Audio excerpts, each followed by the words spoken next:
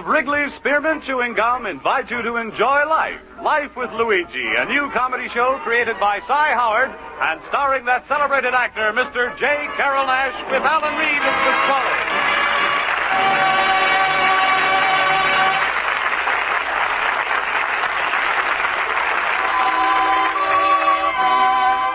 You know, friends, Wrigley's Spearmint Chewing Gum is a typically American product that appeals to people of all ages and nationalities in all parts of our country.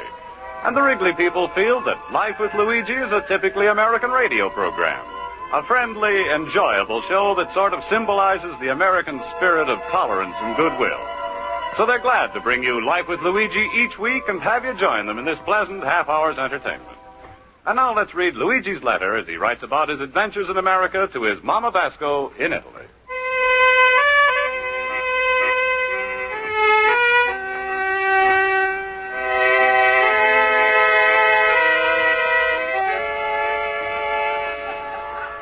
Dear Mamma Mia, you asked me in your last letter how's my antique business gone. Mamma Mia, my business is not gone, it's gone. In America, they got a saying, when a business ain't so good, it's at a standstill. Mamma Mia, my business ain't standing still, it's going backward. And I'm tried so hard to be good American businessman. I'm even joined the Better Business Bureau. But still, the business is getting no better. You want to know the truth, Mamma Mia? How much money I'm got after 1 year in America? In the last 12 months, after I paid off all of my expense, I found I got a profit of over $50. This $50 is for a Betsy Rosa bed, which I bought from a New England farm, and which is now standing in my window. Not at the farm, at the bed. Mamma Mia, if I could only get some idea how to sell that bed. Oh, excuse me, is a customer coming in? How do you do, sir? I'm from the Clary Cash Register Company. Oh, well, come right in, Mr. Clary. My name is not Clary. Oh, your name is a cash register? No. Clary is the name of the register, and I represent the company. Sir, are you satisfied with that beaten-up old cash register you've got? No. And why not? Well, a fellow who's invented my cash register, he's forgot how to invent a cash for the inside. Oh, not doing much business, eh? No, tell her the truth. My old cash register is open only twice this week. When a fire truck is passing by. But this morning is open up twice. It was a 2-alarm fire. Which proves my point exactly. You're not doing any business because you're resisting modernization. Old-fashioned methods just don't get the business. You need a Clary cash register. It's as modern as television. You mean you press the button and out does it come, Edwin? No. Well, wait, you give me a big idea. What? I'm going to put a television set in my store, and the people that come in to watch it, they're going to buy my antiques. Excuse me, please. That's a good idea. I'm going to see my countryman, Pasquale. But what about the cash register? Well, if I'm making enough money, I'm going to buy it to Mr. Clary. Thank you very much.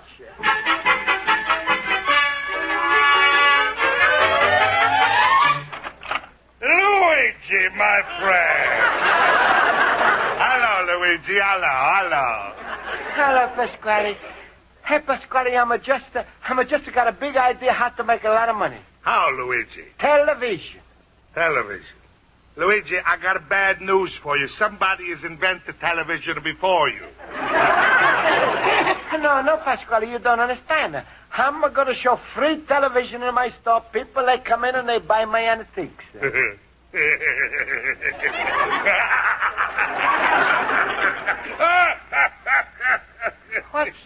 What's so funny, Pasquale? Anybody who's watching television in your antique shop, you know what they're liable to see? What?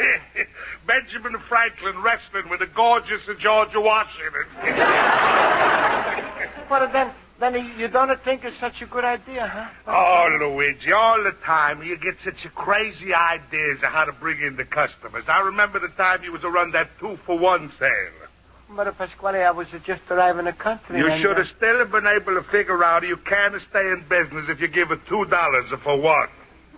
Look, Luigi, I'm going to advise you for your own goods to forget this television idea. Everybody knows the television is on the way out. On the way out? Sure, it's unpatriotic to buy a television today. If people was to keep buying the sets, we would have wind up with a civil war. Civil war? Pasquale, how you figure this out? Common sense. Everybody buys a set. He's put up a big aerial so he can catch bigger pictures. This starts a competition with his neighbor who builds a bigger aerial. Pretty soon the whole of the country is catching a fever, and what's the result? Aerial warfare. But, Pasquale, I'm read the where they got a television with the no areas. That's even worse. It starts underground movements. Look, Luigi, forget this television idea.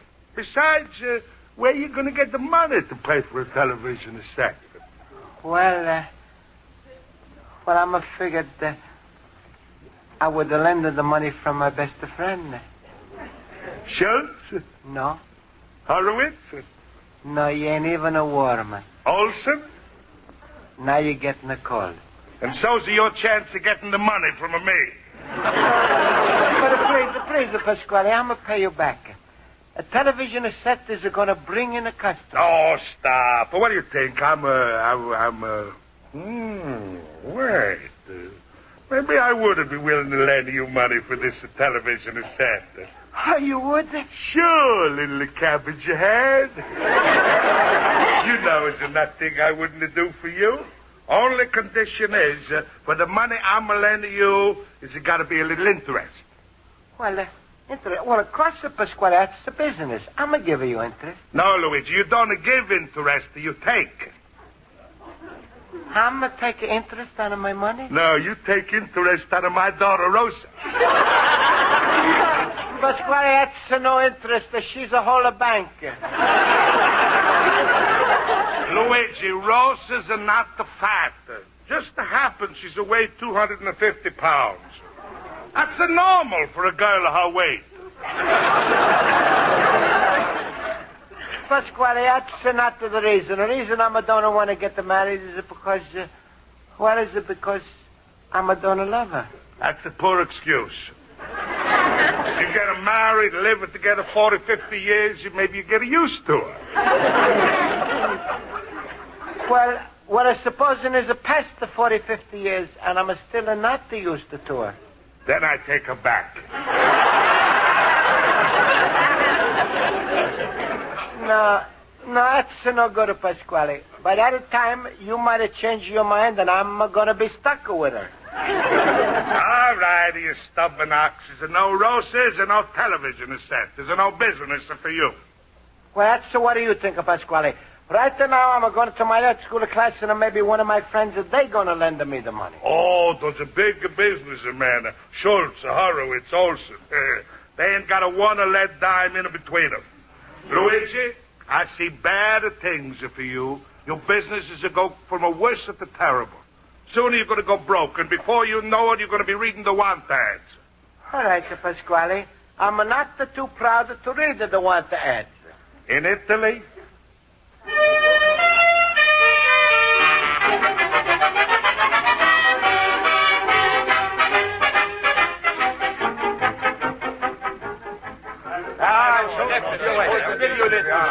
All right, class. Quiet, please, please. I'll call the roll. Mr. Basco? Here. Mr. Horowitz? Here. Mr. Olson? Here. Mr. Schultz? Here today and gone tomorrow. Mr. Schultz, do you mean you're going to be absent tomorrow? Why? Well, believe me, Miss Spaulding, it ain't because you're giving us a test tomorrow. But you see, my grandmother has got 107 degrees fever. Oh, well, I'm sorry to hear that, Mr. Schultz. Certainly you can stay home tomorrow. Oh, and incidentally, I'm not giving that test tomorrow. Oh, then I'll come. Ain't penicillin wonderful?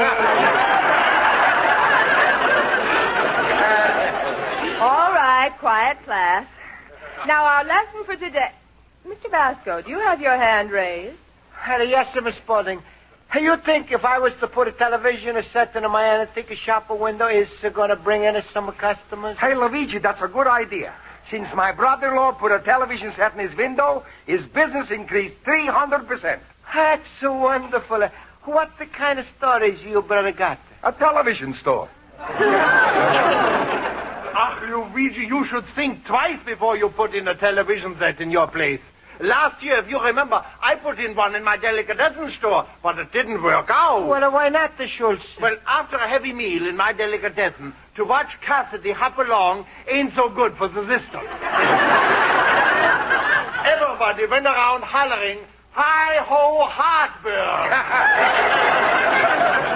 Luigi, don't you listen to Schultz. I just bought me a dandy television set, and you should see my family now.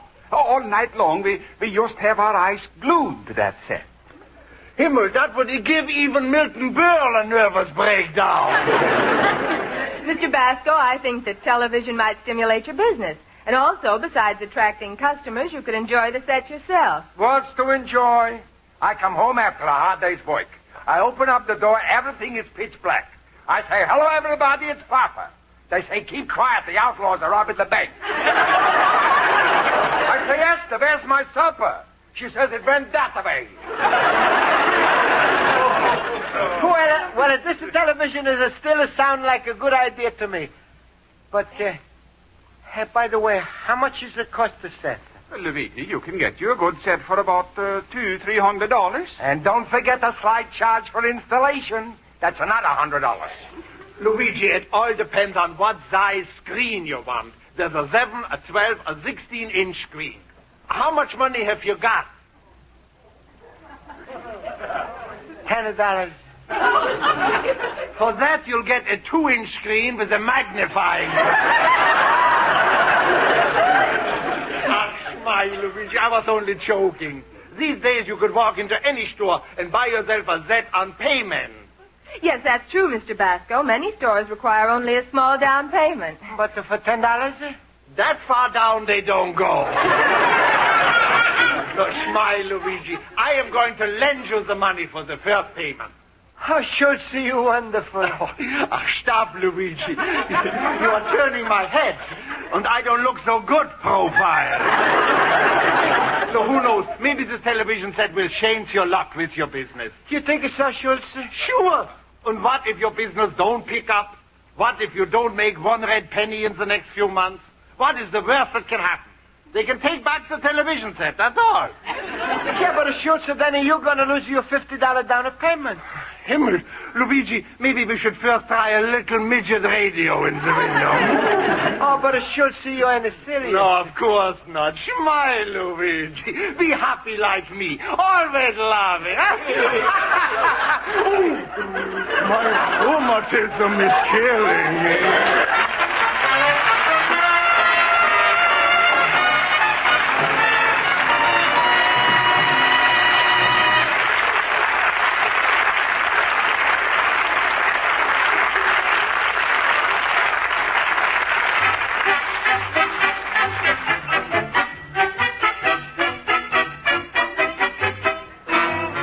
And now, the makers of Wrigley Spearmint Chewing Gum invite you to turn to page 2 of Luigi Basco's letter to his mother in Italy.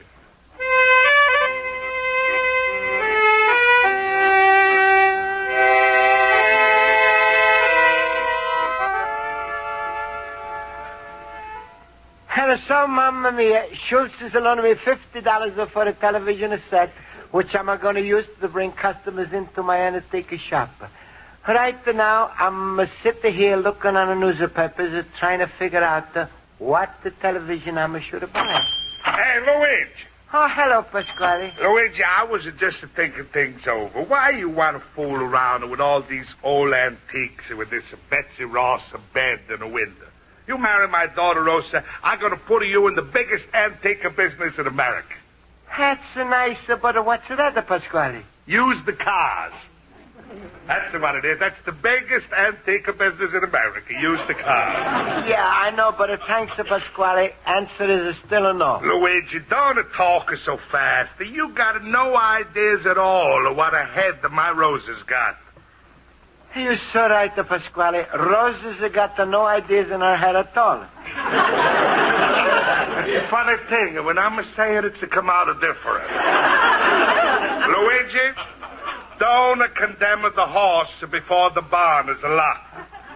Hey, here comes the Rosa now. You talk to her yourself. Hello, Papa.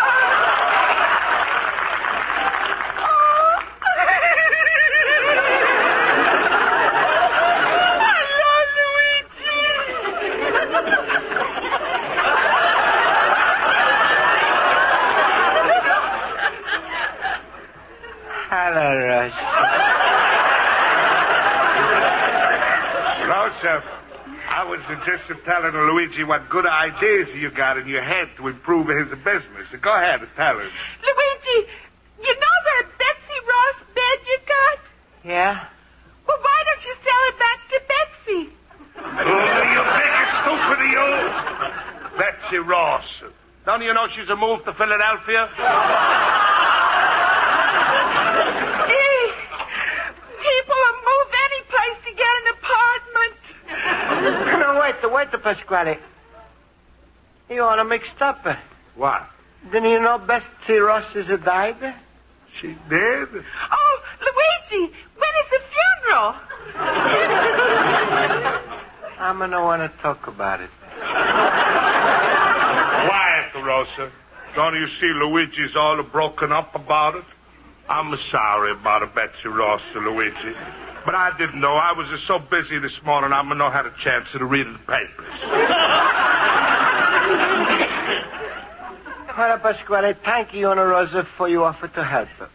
But if you don't mind, I'm going to downtown tonight now to buy television set. Schultz is loaning me $50 for down payment. Oh, that delicatessen man always is sticking his nose into my business.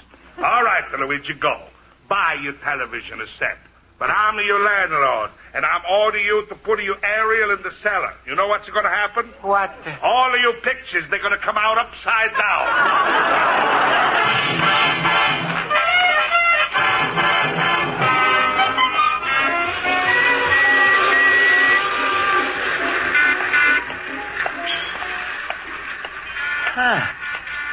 That looks like a big television store. Sign is to say, okay, television store, 1/3 down. 1/3 down? Oh, I guess the store must be in a basement. Well, I'm going to go in. How do you do, sir? Oh, how do you do? Would you like to see something in a television set? Yeah, pictures. Of course. Now, there's quite a difference in prices. What price range did you have in mind? Huh? I said, what price range did you have in mind? I'm going to want to arrange. I'm on a television set. All right. About this set here.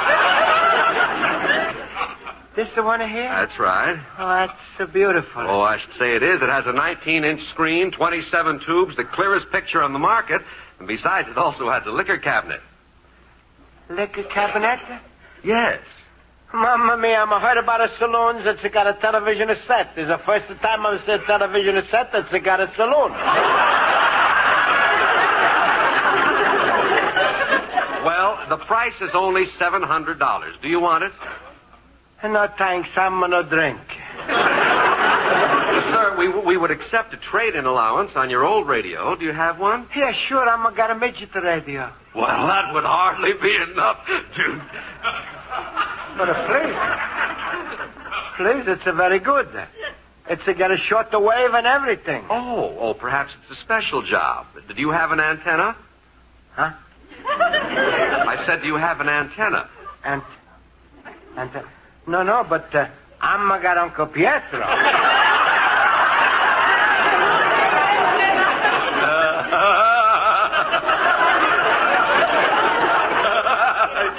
You're kidding. I'm not. Very well, I'll show you a cheaper set. Very large screen, very easy on the eyes, only $350. That's too much. I see. Well, how about this one? $250. A smaller size screen, not quite as easy to look at. Please, maybe you got something for $100 if I'm willing to strain my eyes a little bit. Sir, the smallest set we have is this 10-inch, but it's very good and it's adapted for color. You mean is it coming with the crayons? I had a feeling you'd say that. Look, my friend, this set costs $197. Do you want it? All right, but I'm like to pay out, and I'm got $50 to pay with you. Well, that's fine. Now we can make the transaction. $50 down would leave an unpaid balance of $147. Of course, there'll be a little extra charge for putting the set in and the tax. Oh, no, please, if you don't mind.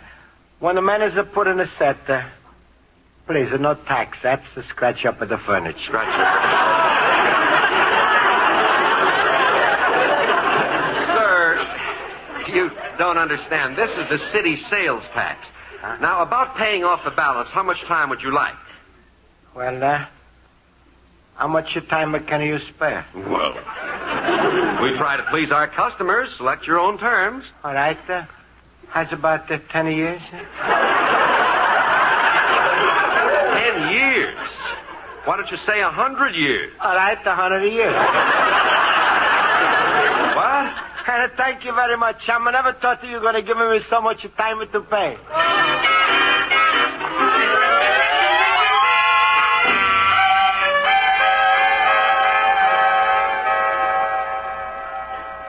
Hey, Joe, tell me, what do you find out? He's got about a dozen people in the store looking at the television set. They buying any antiques? I didn't see any sales, but they were interested. So, Luigi thinks he's going to be a richer businessman without me, eh? I'll show him. I'm going to knock a John D out of his Rockefeller. Joe, listen, how would you like to make a fast $5? What's the deal? Just to round up some of the boys in the pool room, see? Go into Luigi's store, watch the television a little, and then start a big fight. Okay, you got a deal. All right. Hey, you'd do anything for your daughter, Rosa, huh? It's got nothing to do with Rosa. Rosa could have married Luigi any time. Then why don't she? Because she's proud. She won't marry anybody unless they say yes first.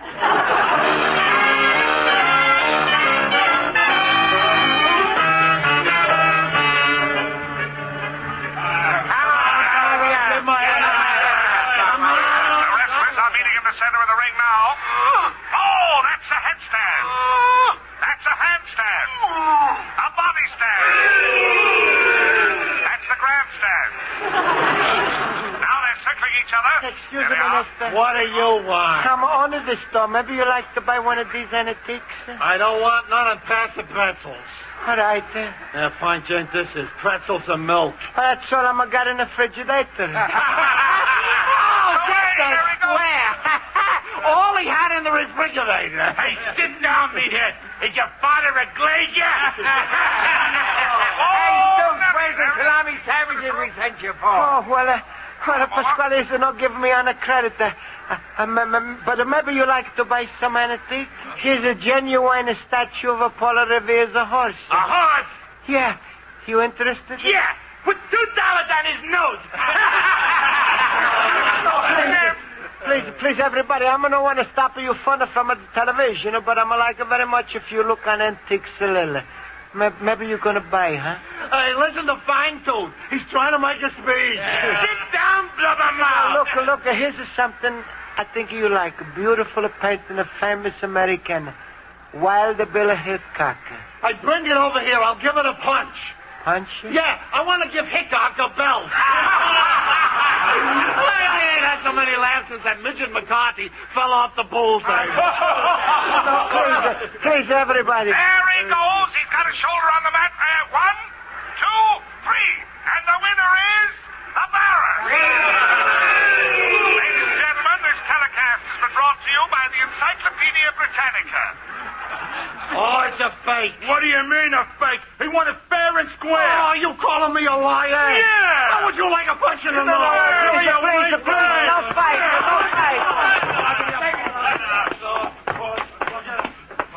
undertaker.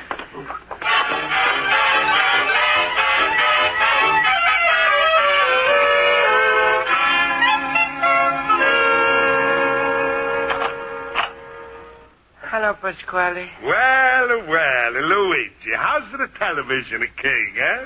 No, please, Pasquale, don't make fun. I had enough of trouble. Yes, I heard all about it. Excitement, the riot, fighting.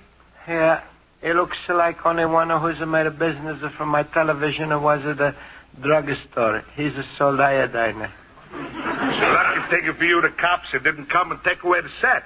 Pasquale, I wouldn't care as long as they make the payments on it. Look at the big American businessman.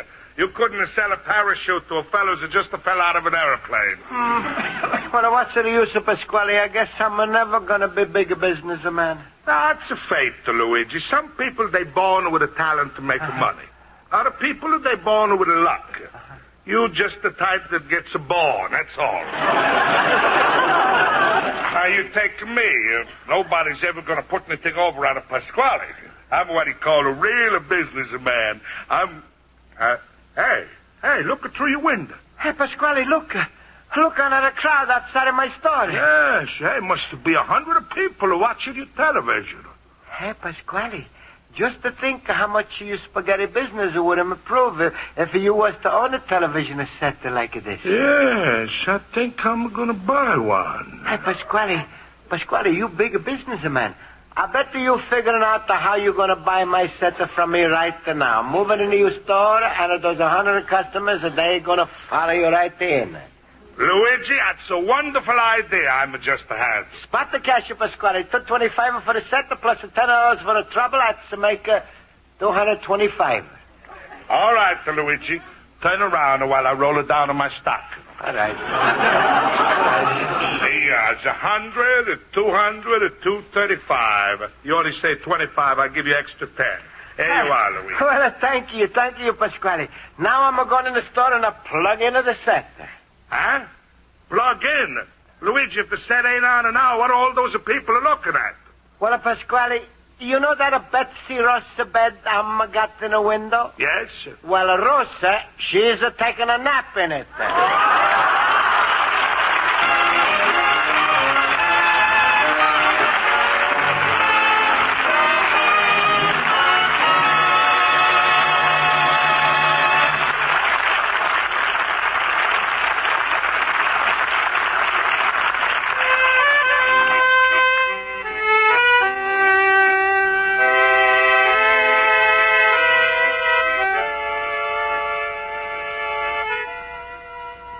So, Mamma Mia, everything is turned out to fine. Pasquale is paid Joe $5 to start a fighting in my store. How am I know? I'm paid Joe $10 to find out. But also, I'm sold my television set, and the biggest deal I made was with my Betsy Rosa bed. Rosie's like it so much she's made a Pasquale buy it. So, Mamma Mia, and every day, every way, I'm learning to be better American businessman. Your loving son, Luigi Basco, Little Immigrant.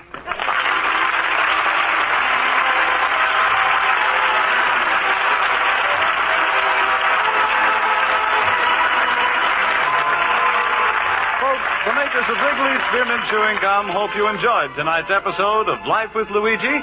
They present this program each week because they feel that millions of Americans like to listen to the adventures of Luigi just as millions enjoy chewing Wrigley Spearmint Gum. And the Wrigley people invite you to listen next week at this time when Luigi Basco writes another letter to his Mama Basco in Italy. J. Carroll Nash is starred as Luigi Basco with Alan Reed as Pasquale, Hans Conried as Schultz, Jody Gilbert as Rosa, Mary Shipp as Miss Spaulding, Joe Forte as Horowitz, and Ken Peters as Olson. Music is under the direction of Lud Gluskin. Friends, the Wrigley Company invites you to listen to their other program, The Gene Autry Show, every Saturday night over most of these same CBS stations. Bob Stevenson speaking. This is CBS, the Columbia Broadcasting System.